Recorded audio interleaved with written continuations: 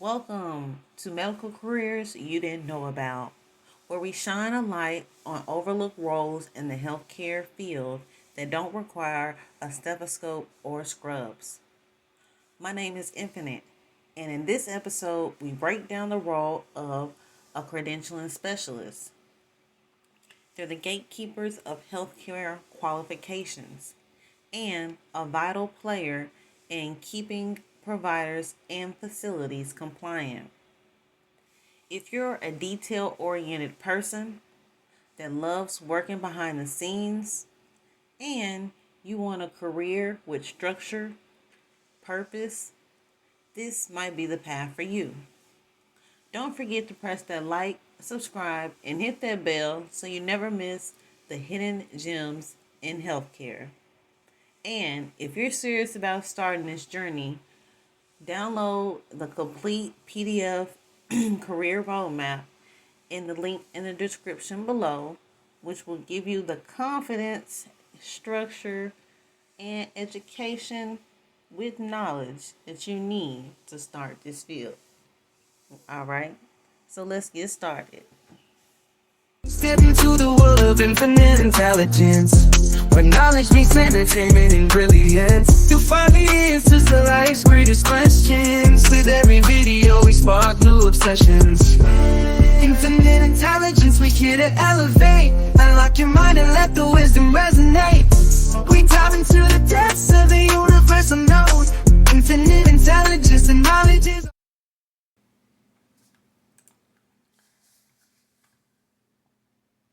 Welcome to your comprehensive guide to building a successful career as a medical credentialing specialist. Whether you're just starting out or transitioning from another healthcare role, this roadmap will navigate you through every aspect of this vital healthcare administration profession. All right. So, understanding the role, what does a medical credentialing specialist do? They serve as a gatekeeper for the healthcare quality, meticulously verifying that providers meet all necessary qualifications before they can practice. So what does that mean? Just because you graduated does not mean all of a sudden you are an active doctor or active provider. What that means is that you have to go about getting certified. We'll start this process as what they call credentialing, with all the necessary documentation proving that you are qualified to render services as a physician. All right. So, where did I leave off? This role requires attention to detail, organizational skills, and a thorough understanding of healthcare regulations.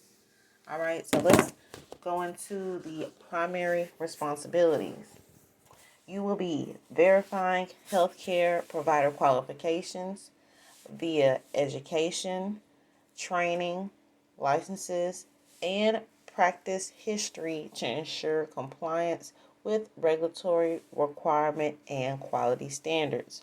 So you are not just credentialing, you won't just be credentialing new physicians, you will also be recertifying existing existing physicians, due to physicians have to be recertified. I believe it's every 2 years. So you will be assisting in that process of their recertification. All right.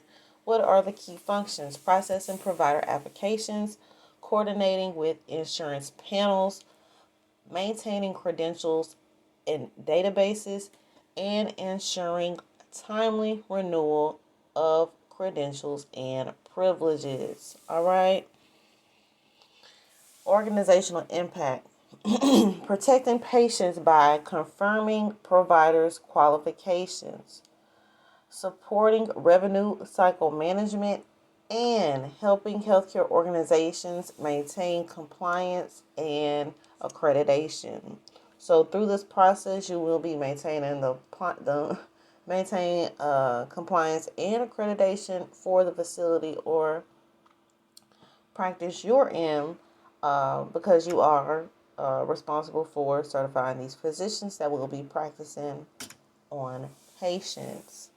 All right. So, what are some of the essential skills and qualifications that we are speaking about? At the very bottom of this pyramid, we have core competency for. So, at the very least, your foundation needs to be filled with being able to pay attention to detail, organization, communication, and time management. All right. As we go up, we are looking at technical skills such as maintaining database management, documentation, and verification procedures. All right. Specialized knowledge, healthcare regulations, accreditation standards, and credentialing software. And lastly, advanced skills, team leadership, process improvement, and policy development. Success in medical credentialing requires a strong foundation of administrative skills, coupled with healthcare specific knowledge. As you progress, you'll develop expertise in regulatory requirements and quality standards that govern healthcare provider qualifications. All right.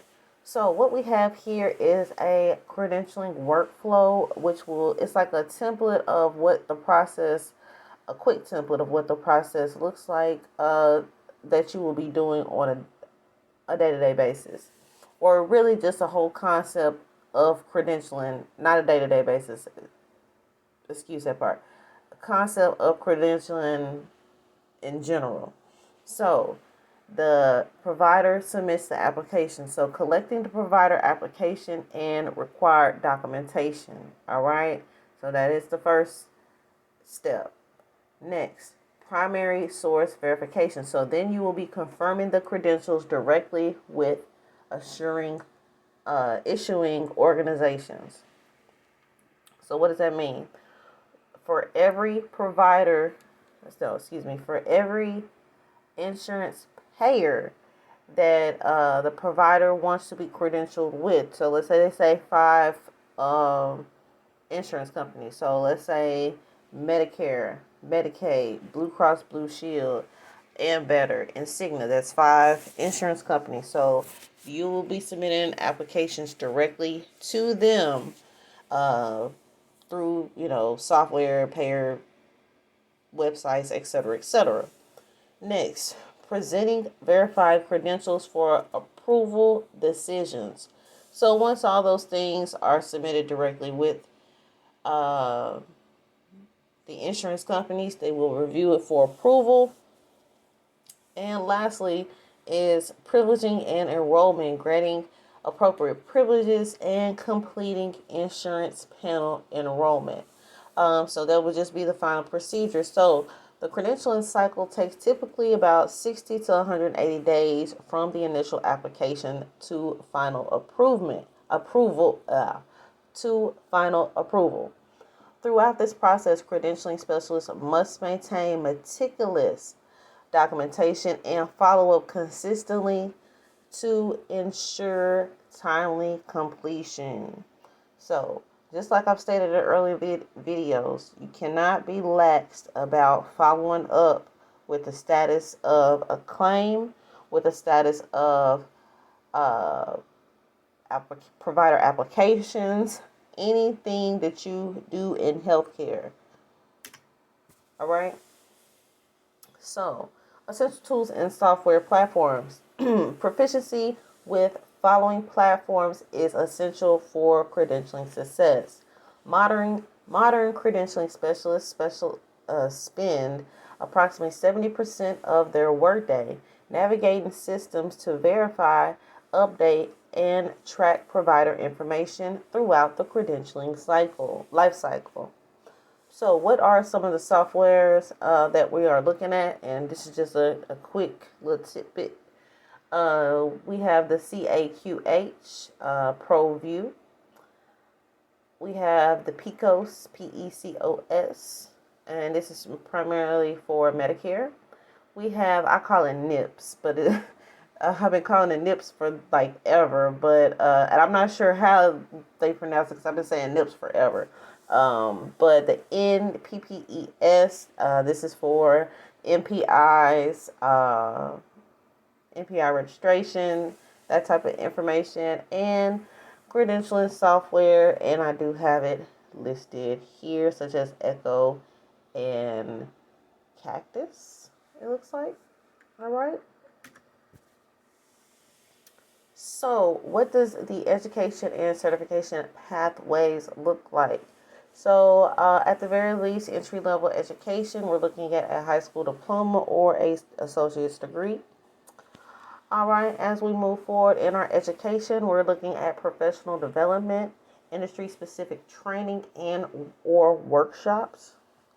Lastly, the certifications that we are looking at is the CPCS, the CPMSM, and or the CPC.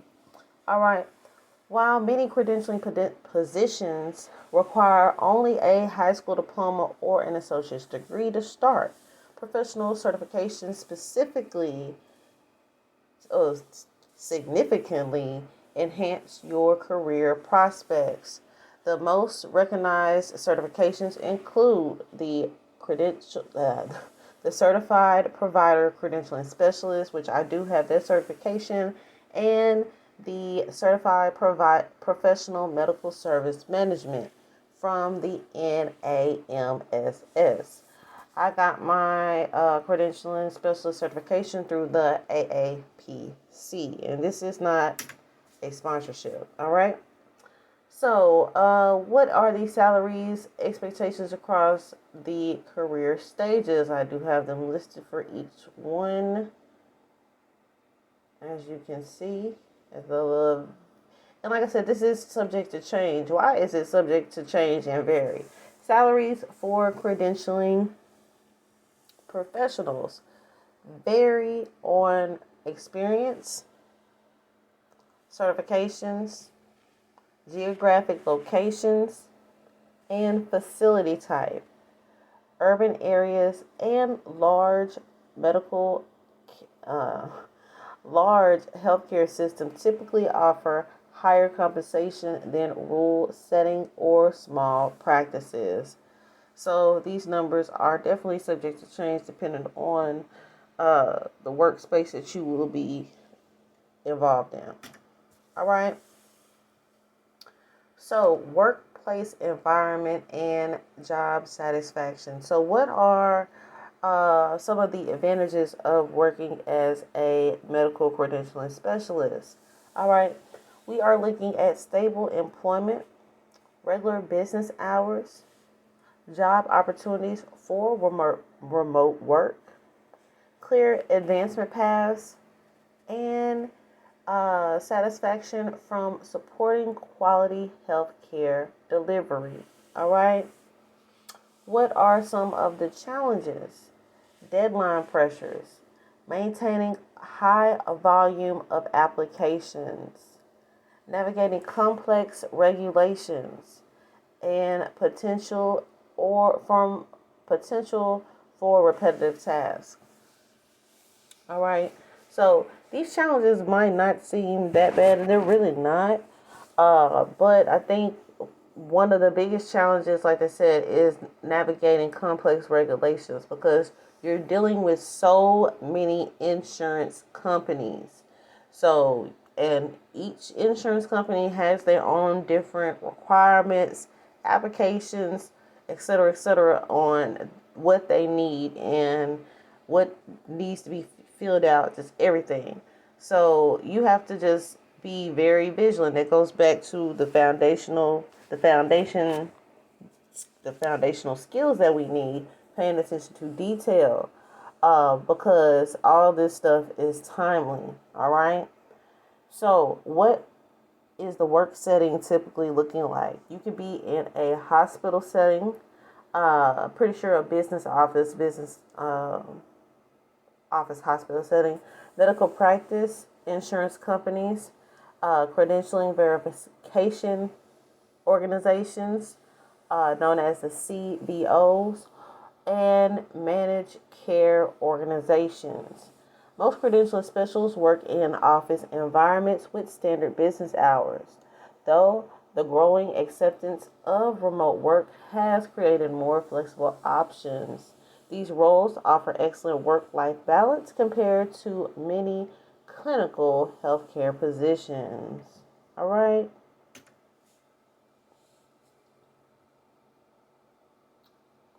So, what are some of the career advancements and growth opportunities? All right, so at the bottom, in being a credentialing specialist, entry level positions, processing applications, and verifying credentials. So I just went over the processes. So in that process, you could be doing assigned, different tasks. So on an entry level, that will be handling the applications and verifying the credentials. So that sounds like you'll be calling, looking up, going through, and going about verification procedures. All right. Secondly, we have senior specialists handling complex cases and mentoring junior staff. We have the credentialing supervisor overseeing team operations and process improvement, and the manager slash director is leading the team department strategy and organizational compliance. The typical progression from entry level to leadership takes about 5 to 10 years, depending on your ambition, your certification achievements, and willing to take on additional responsibilities. Many specialists find that actively participating in industry associations like the NAMSS, this is not a sponsorship, accelerates the career advancements. All right.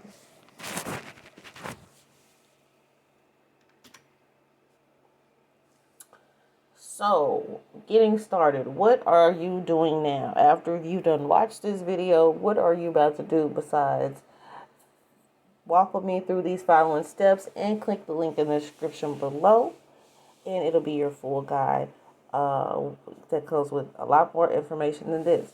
But we will learn the basics. Research, once you click the link in the description below and purchase the PDF, the research is really kind of done for you, and you can go through online courses, webinars, and industry publications like those of the NAMSS, and there are several others that I give you that information to start there. Second, you're going to gain relevant experience. You're going to seek administrative roles in healthcare settings or volunteer to assist with credentialing tasks to develop transferable skills. All right.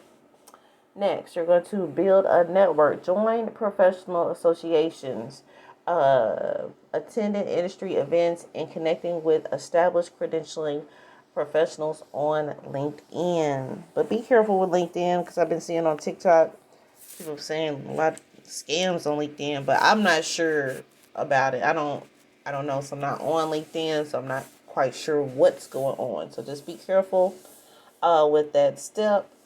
And lastly, apply for entry-level positions. Target coordinated and coordinator or assistant roles that can provide on-the-job training and experience with credentialing systems. Begin your journey by committing to a 3 to 6 months of focused preparation before applying for your first role. Highlight transferable skills from previous positions, such as attention to detail, organizational ability, and experience with database management. All right. So when I say click the link in the description below, let me make sure this is going to show. Saying that because I'm giving you so much more information than this video could ever to start your journey on becoming a credentialing specialist.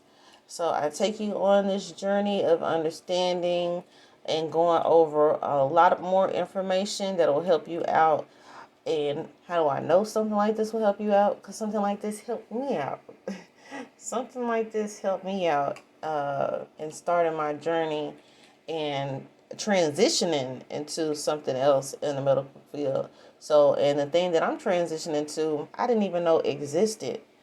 Um, so, and that's also the power of TikTok as well. But if it weren't for TikTok, as well as me coming across somebody that had this available for me to purchase, I wouldn't have been able to start my journey in my transition. So I'm truly grateful for that. So, like I said, this is a more in-depth roadmap of what you would need if you're ready to go ahead and get started on your journey in becoming a credentialing specialist. It's super affordable right now, and I'm gonna keep making it affordable for the most part. You know, it might go up a couple dollars or something like that in the future, because it is super valuable information. But I'm just making people aware of all the possibilities uh, that's out there. That's out there, but you definitely gonna. I know the world right now is facing a literacy issue, but and a lot of people want to become streamers, but there's definitely stable careers out there for you to be a part of, or awesome organizations to be a part of, to join this healthcare thing we got going on. I can't think of the word that I'm looking for. So, with all that being said, let's see here. Hold on one second, you all. Let's see.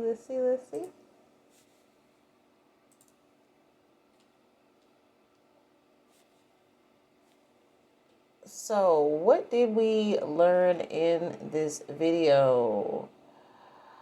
Because that wraps up this video. We learned what a credentialing specialist does. We went over the skills, the qualifications, and the certifications, along with the daily responsibilities. We looked at the pros, the cons of this role. We went over the salary expectations and work environment. We also reviewed the career growth opportunities and common mistakes and how to avoid them. All right. So, what does that mean now? That means that you need to click the link in the description below if you are ready to get additional tools, tips, and insight to go ahead and start your journey in becoming a credentialing specialist. If you learned anything in this video, please be sure to like, subscribe, comment, and share with someone that you know that can benefit from this knowledge given out in this segment. And until next time, I'm out.